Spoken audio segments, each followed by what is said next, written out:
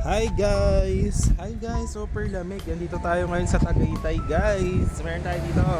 House natin guys. Oh. Nasa tapat lang ng Tagaytay Palm Crest, Tagaytay Subdivision.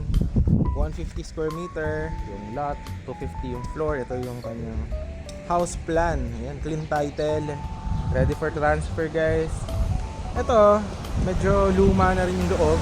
Pag hindi nyo siya ni-renovate, for sale siya, 8.5 million as is. Tapos free transfer title. Kapag naman for sale, re-renovate natin yung loob ng house. Medyo kasi ano na siya tawag nito, yung mga kisame. Yung iba may mga crack. Yan. 10 million naman siya kasi aabutin ng halos 2 million yung renovation Na-quote ko na sa mga tao natin, kala architect. So yan, 10 million kapag renovated naman yung loob, tapos free transfer title. Ayan.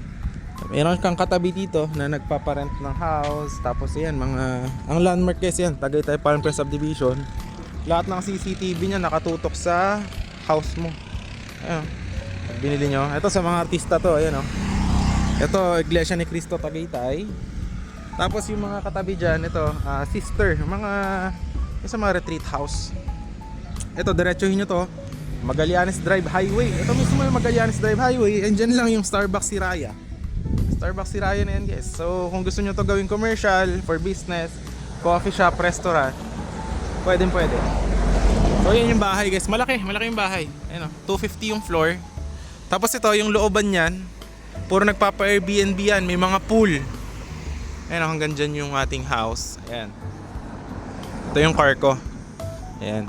So may car park din yan meron yung car park. Tapos ito yung katabi niya. Ayan, Saint Scholastica's Formation House Tagaytay. Ayan. Tapos ang kanyang kalsada, ayan, napakalaki. Ayan. May mga bukyo. So kaya sakay ka ng bus from Manila, baba ka dyan sa may Starbucks Siraya, sakay ka bukyo, sabihin mo dito sa Palm Crest Tagaytay. Ayan. Meron tayong property dyan, kaso hindi pa natin binibenta kasi lote pa lang dun, sa mga 6 million. Ayan, ganun. Depende sa sukat ng lote. So ayan, ito guys for sale. Ayan yung house, pakaganda. Ayan, may car park pa yan Ayan. Tapos kung gusto nyo siya makita, mayroon akong susi niyan, pwede ko kayo ikot dito if ever. Ayan siya, ayan yung car park.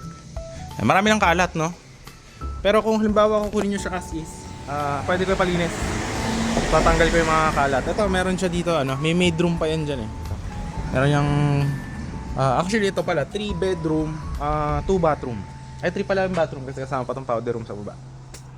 Tapos kung kailangan nyo ng pool maker, kung paparent nyo to, meron din akong pool maker. Yan. Kung gusto nyo ng architect, meron din. Kung gusto nyo ng civil engineer, meron din. So yeah, depende sa inyo kung anong gusto nyo guys na plano. Ayan. So yan, kung interested kayo, then message nyo lang sa Viber, WhatsApp. Ayan. Thanks guys, bye bye.